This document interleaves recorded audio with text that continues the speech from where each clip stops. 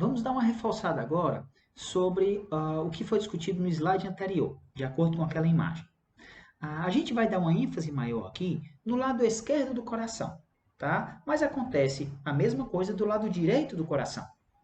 A gente tem só uma pequena diferença em relação às pressões. A pressão do lado esquerdo do coração é maior do que a pressão do lado direito, porque o sangue que sai do lado esquerdo do coração tem que percorrer um trajeto maior comparado ao trajeto que percorre o sangue que sai do lado direito do coração.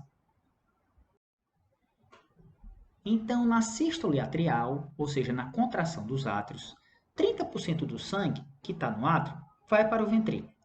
Lembrando que o ventrículo, nesse momento, tem que estar relaxado, ou seja, em uma diástole.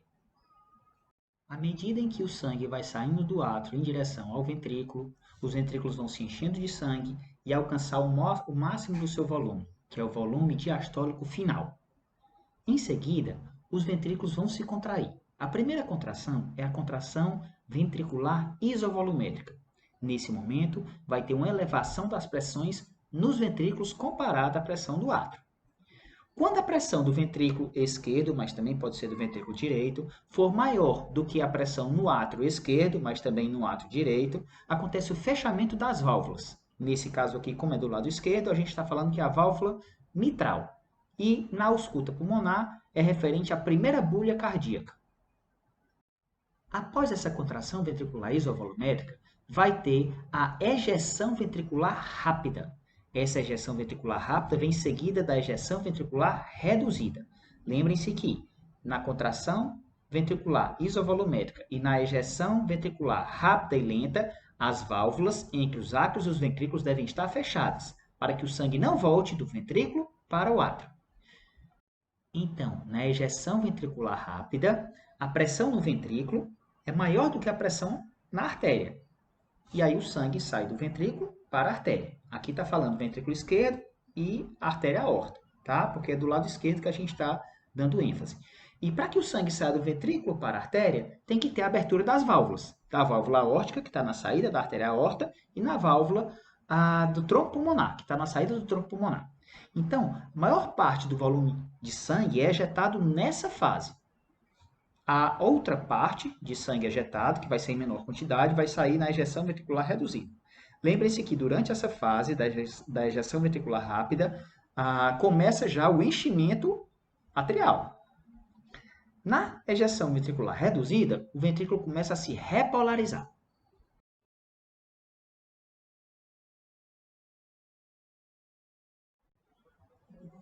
Reforçando que mesmo após a contração ventricular, ou seja, a sístole ventricular, fica uma quantidade de sangue no mesmo. Essa quantidade de sangue que fica no ventrículo após a sua sístole, a gente chama de volume sistólico final. Em seguida, vem o relaxamento ventricular isovolumétrico. Nesse momento, a pressão dos ventrículos é menor do que a pressão das artérias. Nesse caso aqui, a pressão do ventrículo esquerdo é menor do que a pressão na artéria aorta. Ou seja, o sangue está querendo voltar da artéria em direção ao ventrículo. Isso não pode acontecer porque o sentido do sangue é unidirecional. E para que isso não ocorra, acontece o fechamento das válvulas que estão presentes na saída da artéria aorta e na saída do tronco pulmonar. E o fechamento dessa válvula da artéria aorta, a gente chama de segunda bulha na ausculta cardíaca. Então, tudo bem. Essas válvulas que estão na artéria aorta e no tronco pulmonar se fecham. Porém, as válvulas entre os átrios e os ventrículos devem se abrir, porque agora vai iniciar o enchimento ventricular rápido e a pressão dos ventrículos está menor do que a pressão dos átrios. E o sangue tem que sair dos átrios em direção aos ventrículos. Portanto, que as válvulas mitral e tricúspide se abrem. O fluxo inicialmente é muito rápido do átrio para o ventrículo, nesse momento de enchimento ventricular rápido. E nesse momento, a gente fala que é a terceira bulha na ausculta cardíaca. Em seguida, vem o enchimento ventricular reduzido, que a gente chama de diástase. É a fase mais longa do ciclo cardíaco. O término dessa etapa marca o fim da diástole ventricular. E variações na frequência cardíaca podem alterar o tempo dessa fase.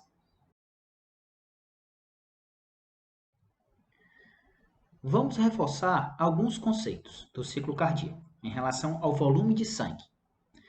Bom, primeiro, volume diastólico final, VDF, é o volume de sangue que fica no ventrículo no final da sua diástole, ou seja, no final do seu relaxamento. Cerca de 135 ml de sangue pode estar presente no ventrículo no final do seu relaxamento, e isso depende do retorno venoso.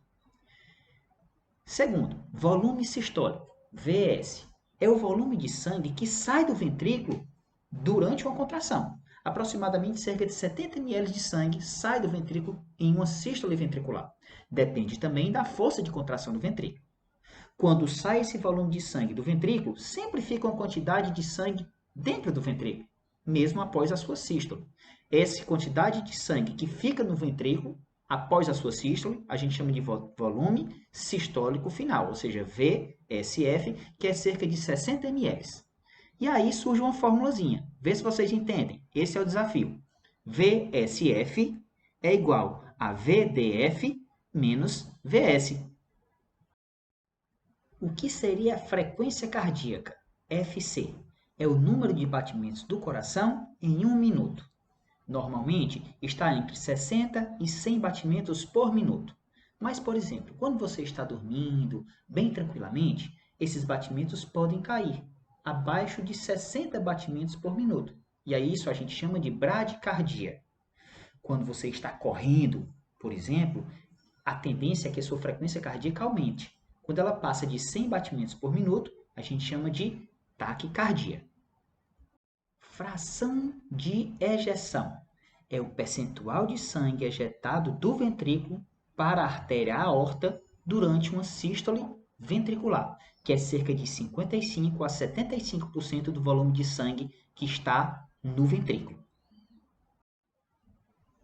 Débito cardíaco, DC, é o volume de sangue que sai do ventrículo por minuto. O débito cardíaco do ventrículo esquerdo é igual ao débito cardíaco do ventrículo direito. Ou seja, DC do ventrículo esquerdo é igual a DC do ventrículo direito. E esse débito cardíaco depende diretamente do volume sistólico e da frequência cardíaca. Então, tem mais uma formulazinha. O débito cardíaco é igual ao volume sistólico vezes a frequência cardíaca. Então, se eu aumentar o volume sistólico, eu vou aumentar o débito cardíaco.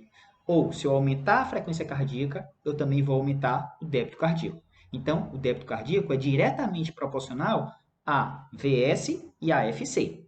Se o volume sistólico, que é o VS, diminuir, a tendência é que o débito cardíaco também diminua. Se o FC, que é a frequência cardíaca, também diminuir, o débito cardíaco também diminui, porque eles são diretamente proporcionais.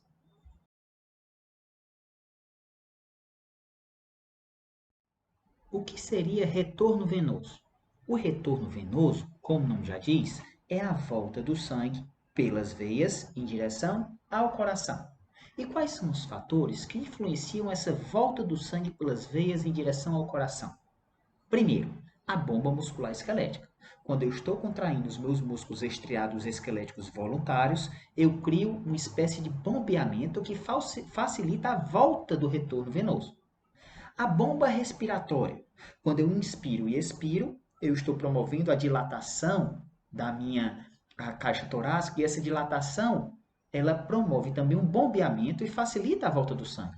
Por fim, o sistema nervoso simpático, através de uma venoconstrição, ou seja, uma diminuição e estreitamento das veias, também favorece o retorno venoso. Para finalizar, vamos tentar mostrar de forma ilustrada o que foi falado no slide anterior. Nós temos aqui duas imagens. A imagem do lado direito de vocês é a imagem da caixa torácica. E só para reforçar, os movimentos respiratórios de inspiração e contração desses músculos para que essa ampliação da caixa torácica aconteça, funciona como uma bomba e ajudam a volta do sangue para o coração, ou seja, favorecem o retorno venoso. Na imagem do lado esquerdo, a gente está vendo uma perna. Tem um vaso sanguíneo, que é uma veia levando o sangue para o coração, subindo esse sangue, e ao redor dessa veia existem músculos, que quando se contraem funcionam como uma bomba. Esse músculo ele é representado pelos dois gastrocnêmios, que é o nome de dois músculos, são gêmeos, né? E o sóleo, que é o nome de outro músculo. Quando esses músculos da panturrilha se contraem, eles funcionam como uma bomba e ajudam o retorno venoso. Percebam que nessas veias existem válvulas. Perceba que tem uma válvula mais superior, próxima ao joelho, e uma válvula mais inferior, próxima ao pé. Quando esses músculos se contraem, as válvulas mais superiores, elas se abrem e o sangue consegue passar em direção ao coração. E as válvulas mais inferiores se fecham para que o sangue não volte para o pé. Isso é importante. Quando você tem problema nessas válvulas e elas não se fecham muito bem, a tendência é o sangue voltar para o pé, além de ir também para o coração. Só que essa circulação, esse retorno venoso vai estar comprometido. E problemas nessas válvulas a gente chama de varizes.